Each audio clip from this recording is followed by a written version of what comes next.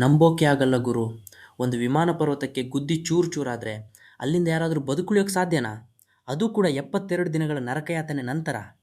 ಇದು 1972ರ ಅಂತಹದ್ದೇ ಒಂದು ಸತ್ಯಕತೆ. 1972ರಲ್ಲಿ ಉರುಗ್ವೆಯ ರಗ್ಬಿ ತಂಡವೊಂದು ಚಿಲಿಗೆ ಹೊರಟಿತ್ತು. ಅವರೊಂದಿಗೆ ಸ್ನೇಹಿತರು, ಕುಟುಂಬದವರು ಸೇರಿ ಒಟ್ಟು 45 ಜನ. ಎಲ್ಲರೂ ಉತ್ಸಾಹದಿಂದ ತುಂಬಿ ತುಳುಕುತ್ತಿದ್ದರು. ವಿಮಾನ ಆಂಡೆಸ್ ಪರ್ವತ ಶ್ರೇಣಿಯ ಮೇಲೆ ಹಾರುತ್ತಿತ್ತು. ಆದರೆ ಇದ್ದಕ್ಕಿದ್ದಂತೆ ವಿಮಾನ ಅತಿಯಾಗಿ ಕೆಳಗಿಳಿಯಲು ಶುರುವಾಯಿತು. ಯಾರೂ ಊಹಿಸದಂತೆ ಅದು ಭೀಕರವಾಗಿ ಪರ್ವತವೊಂದಕ್ಕೆ ಡಿಕ್ಕಿ ಹೊಡೆದು ಅಕ್ಷರಶಃ ಚೂರು ಚೂರಾಯಿತು. ಆ ಕ್ಷಣ ಅಲ್ಲಿ ಏನಾಯಿತು ಅಂತ ಹೇಳೋಕ್ಕೆ ಪದಗಳೇ ಇಲ್ಲ. ಆಶ್ಚರ್ಯಕರವಾಗಿ ಕೆಲವರು ಆ ಮಾರಣಾಂತಿಕ ಅಪಘಾತದಿಂದ ಬದುಕುಳಿದರು. ಆದರೆ ಅವರು ಸಿಕ್ಕಿ ಹಾಕಿಕೊಂಡಿದ್ದು ಹಿಮದಿಂದ ಆವೃತವಾದ ಆಂಡೆಸ್ ಪರ್ವತದ ಮಧ್ಯದಲ್ಲಿ. ಸುತ್ತಲೂ ಮೌನ, -ಡಿಗ್ರಿಗಿಂತ ಕಡಿಮೆ ಉಷ್ಣಾಂಶ ಮತ್ತು ಸಹಾಯ ಸಿಗುವ ಯಾವ ಲಕ್ಷಣವೂ ಇರಲಿಲ್ಲ.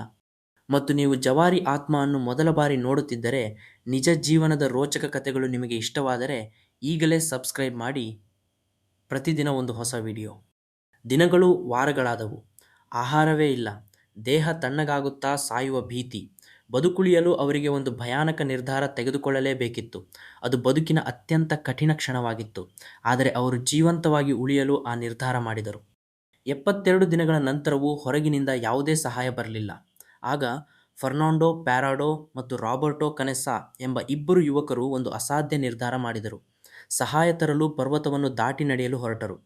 ಯಾವುದೇ ವಿಶೇಷ ಉಪಕರಣಗಳಿಲ್ಲದೆ -ಡಿಗ್ರಿ ಚಳಿಯಲ್ಲಿ ಕೇವಲ 10 ದಿನಗಳ ಕಾಲ 4650 ಮೀಟರ್ ಎತ್ತರದ ಪರ್ವತವನ್ನು ಹತ್ತಿ 61 ಕಿಲೋಮೀಟರ್ ದೂರ ನಡೆದರು. ಈ ಪ್ರಯಾಣ ಕೇವಲ ದೈಹಿಕ ಸವಾಲು ಮಾತ್ರ ಆಗಿರಲಿಲ್ಲ, ಮನಸ್ಸಿನ ಯುದ್ಧವೂ ಆಗಿತ್ತು. ಅಂತಿಮವಾಗಿ ಈ ಇಬ್ಬರು ಹೀರೋಗಳು ಸಹಾಯ ಪಡೆದುಕೊಂಡರು. ಒಟ್ಟು 16 ಜನವರಿ ಈ ನಂಬಲಸಾಧ್ಯ ಪರಿಸ್ಥಿತಿಯಿಂದ ಬದುಕುಳಿದರು. ಅವರ ಕಥೆ ಮಾನವನ ಅಚಲ ಇಚ್ಛಾಶಕ್ತಿಗೆ, ಹೋರಾಟಕ್ಕೆ ಸಾಕ್ಷಿಯಾಯಿತು.